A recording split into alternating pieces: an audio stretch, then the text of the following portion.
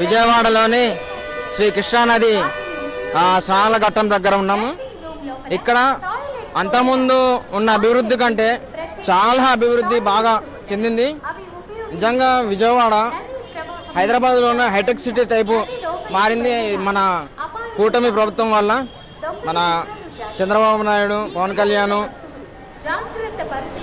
లోకేష్, మన బీజేపీ తరఫున పిఎం నరేంద్ర మోడీ వీళ్ళ ముగ్గురు కూటమి సమక్షంలో విజయవాడ మాత్రం చాలా అభివృద్ధి కార్యక్రమాలు కొనసాగిపోతుంది.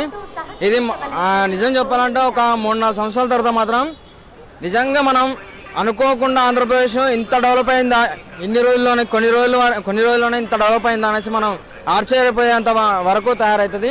అంత అభివృద్ధి చెందిందండి. Thank you.